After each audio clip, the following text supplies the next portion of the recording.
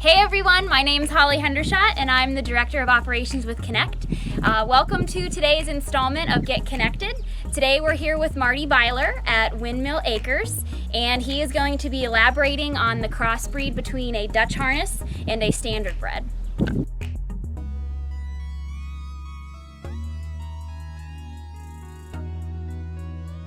How are you today, Mr. Byler? Good, how are you? Good, good. So just a couple questions. What type of horses do you own? Dutch Harness Standardbreds. Okay. What is your daily routine look like in the barn?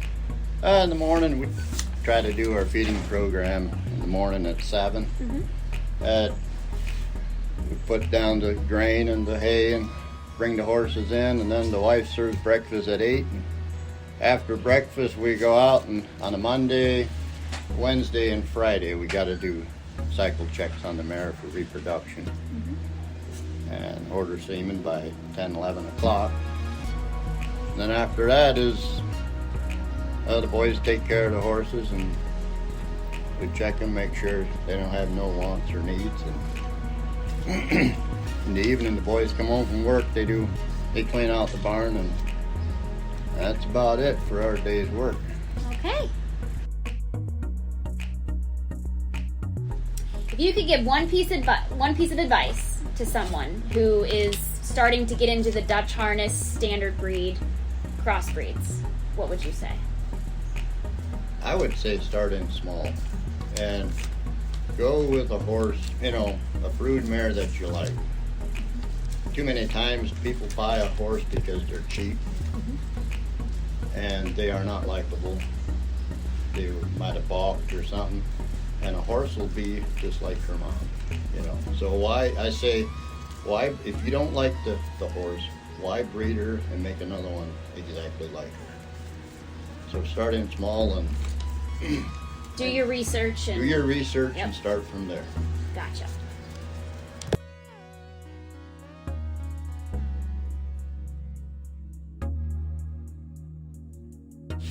So if you had to provide me 3 highlights of the Dutch Harness Standardbred crossbreed, what would you say? Well, number one, it's the people. You get to see the people that breed the horses are typically like the horse itself. So they are willing. And you go to horse sales, you get to meet the same type of people. And that is a highlight in itself, is the people you get to meet through the breed. But I guess the willingness for them, the trainability, they're very trainable.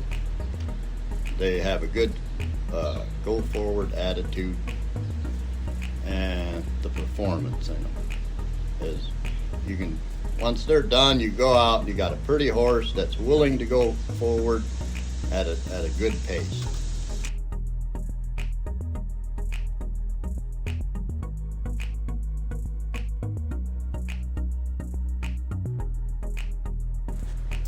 So if you have a horse struggling with gaining weight and or creating muscle, are there any types of supplements or training methods that you recommend or that you use? Well, the first thing we do, if we see a horse is struggling with not gaining weight, is we'll try a good probiotic and a wormer.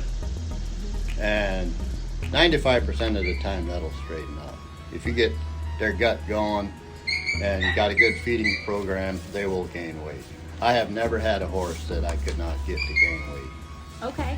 Are there any types of products that you absolutely love to use in your training programs? Yeah, for now we use the Elite products. They have a real good probiotic.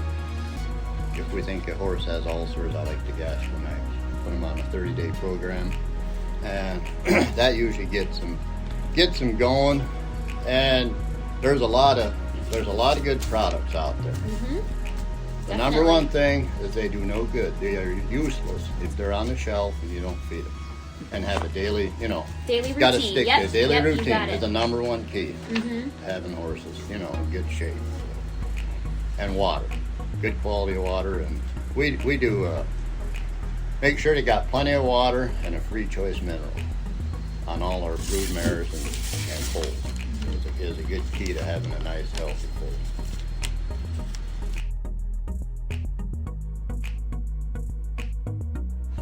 All right, Mr. Marty Byler, I just want to thank you for letting us come out today and talk to you. Today we're again at Windmill Acres with Marty Byler in Middlefield, Ohio. Yeah, thanks for coming out.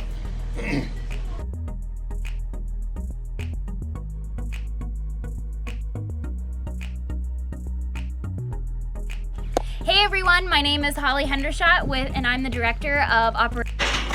Don't you dare. How many do you have here, Well, Marty? there's a blooper. Oh, there's a big one. Start it. Here it comes. What are we doing? I don't know if we're doing like an actual. Wait, don't give them all. Wait, hold it up. All right, now. I'm gonna fix your collar. What are you I'm doing? just I'm gonna fix your collar.